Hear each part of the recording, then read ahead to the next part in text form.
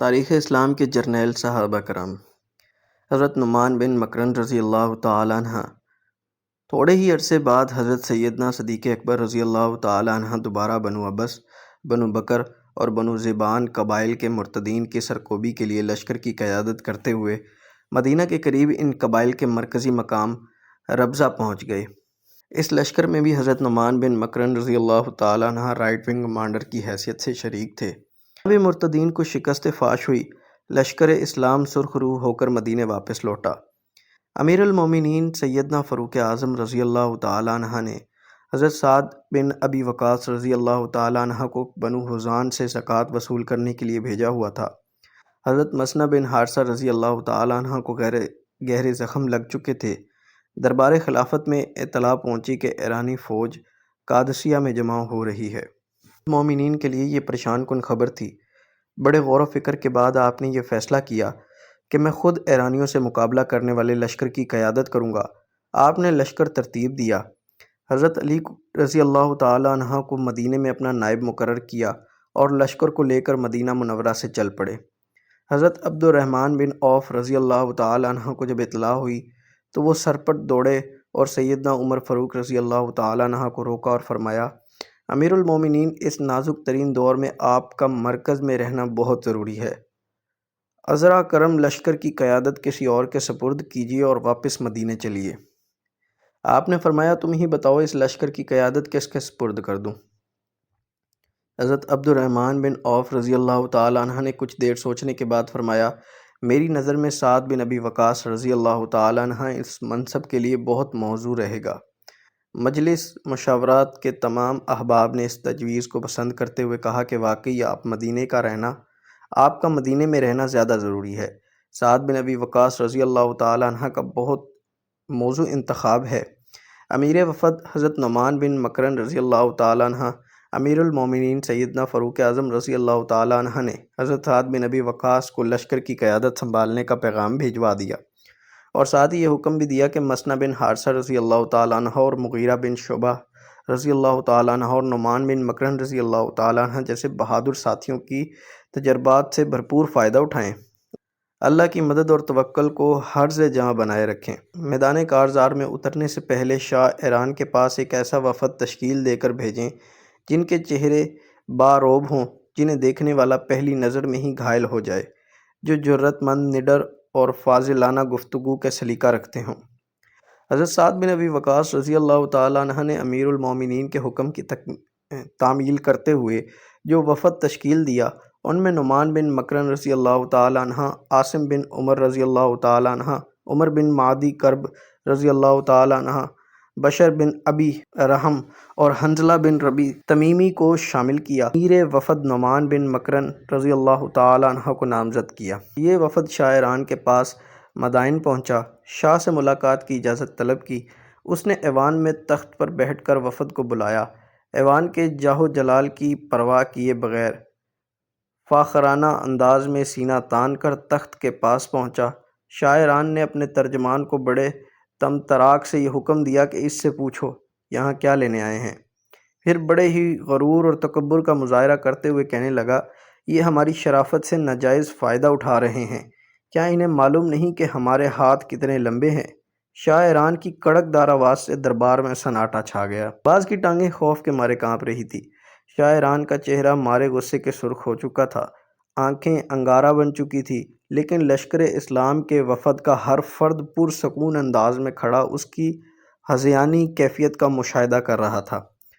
جب اس نے بچگانہ انداز میں اپنے شاہی طمطراق کا بھرپور مظاہرہ کر لیا تو امیر وفد حضرت نعمان بن مکرن رضی اللہ تعالیٰ عنہ نے حمد و ثنا کے بعد ارشاد فرمایا، بات کو ذرا غور سے سنو۔ اللہ سبحانہ تعالیٰ نے ہم پر بہت کرم کیا، ہماری طرف اپنا رسول بھیجا جس نے ہمیں نیکی کا حکم دیا اور ہر قسم کے شر سے باز رہنے کی تلقین کی۔ انہوں نے ہمیں یہ مژدہ جان فزا سنایا کہ اگر ہم ان کی دعوت قبول کر لیں تو دنیا و آخرت میں سرفرازی ہوگی۔ ہم نے ان کی دعوت کو قبول کیا۔ تھوڑے عرصے میں اللہ تعالیٰ نے ہماری تنگ دستی کو فراغی میں، ہماری ذلت و رسوائی کو عزت میں، ہماری باہمی دشمنی کو اخوت میں بدل دیا۔ سرور عالم رسول اقدس صلی اللہ علیہ وآلہ وبارک وسلم نے ہمیں حکم دیا کہ ہم لوگوں کو خیر و بھلائی کا درس دیں اور اس کا اپنے ہمسایوں سے آغاز کر۔ ایسے ہی ہم تمہیں دائرہ اسلام میں داخل ہونے کی دعوت دیتے ہیں۔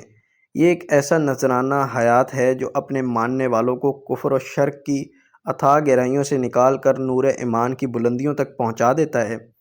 اگر تم قبول کر لو گے تو تمہارے پاس اللہ کی مقدس کتاب قرآن مجید چھوڑ کر جا سکتا ہوں، تم اس کے احکام کو اپنی رعایا پر نافذ کر دینا۔ ہم تمہارے کسی معاملے میں مداخلت نہیں کریں گے، ہمیں دنیا کی کسی چیز کا لالچ نہیں۔ اگر تم نے ہماری اس دعوت کو قبول کرنے سے انکار کر دیا تو جزیہ دینے کے لیے تیار ہو جاؤ، اور اگر یہ بھی منظور نہیں تو پھر میدان میں ہماری تلواریں فیصلہ کریں گی کہ اس سرزمین پر کس کا راج ہونا چاہیے۔ سمجھے میری بات؟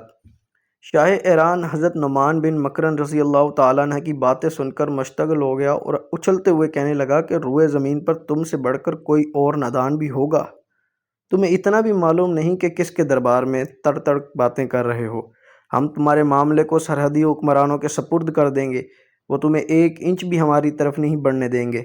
پھر غصہ ذرا ٹھنڈا ہوا تو کہنے لگا، ہاں میرے ذہن میں یہ بات آئی ہے کہ اگر کوئی ضرورت تمہیں ہمارے پاس لائی ہے تو ہم تمہیں اتنا غلہ دیں گے جس سے تمہارے گھروں میں خوشحالی آ جائے گی۔ اس کے علاوہ تمہیں اور تمہارے سرداروں کو عمدہ، فاخرانہ اور عالیشان لباس بھی تحفے میں دیں گے، اور ساتھ تمہارے لیے ایک ایسا حکمران مقرر کر دیں گے جو ہمیشہ تمہارے ساتھ حسن سلوک سے پیش آتا رہے گا۔ بولو کیا چاہیے؟ وفد کے ایک رکن نے جرأت مندانہ انداز میں کہا، تمہاری اس دولت، فاخرانہ لباس اور غلے کی پیشکش کو ہم پرے کاہ کی بھی حیثیت نہیں دیتے۔ تم ابھی بھی اپنی شاہی میں مدہوش ہو، تیرے نیچے سے سرکتا ہوا تخت تجھے دکھائی نہیں دے رہا، یہ درباری چیلے چانٹے، یہ مٹی کے مادھوت تیرے کسی کام نہ آ سکیں گے۔ ہماری ضرب قلندری ایران کے ہر باشندے کے لیے تازیانہ عبرت بن جائے گی۔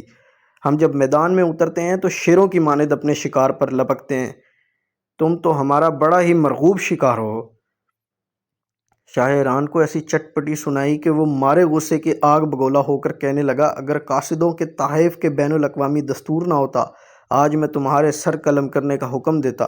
میری آنکھوں سے دور ہو جاؤ، میرے پاس تمہارے لیے کچھ نہیں۔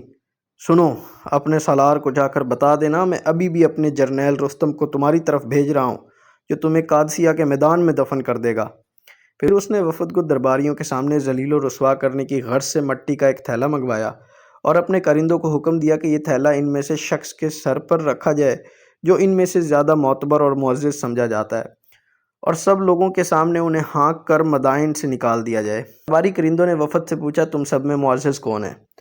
صورتحال کو بھانپتے ہوئے عاصم بن عمر رضی اللہ تعالیٰ عنہ آگے بڑھے اور فرمایا، میں۔ تو حکومت کے گماشتوں نے مٹی کا تھیلا ان کے سر پر رکھا اور لاتے پاؤں واپس چلے جانے کو کہا۔ دارالحکومت مدائن سے باہر آ کر اونٹنی پر سوار ہوئے، مٹی کا تھیلا ساتھ لیا اور حضرت سعد بن ابی وقاص رضی اللہ تعالیٰ عنہ کے پاس پہنچ کر فتح کی خوشخبری سناتے ہوئے کہا کہ اللہ عز و جل نے سرزمین فارس کو مسلمانوں کے لیے فتح کر دیا اور انہیں ایران کا مالک بنا دے گا۔ کچھ عرصے بعد جنگ قادسیہ کا واقعہ پیش آیا اور قادسیہ کی خندق ہزاروں لاشوں سے بھر گئی، لیکن یہ تمام لاشیں ایرانی فوجیوں کی تھی۔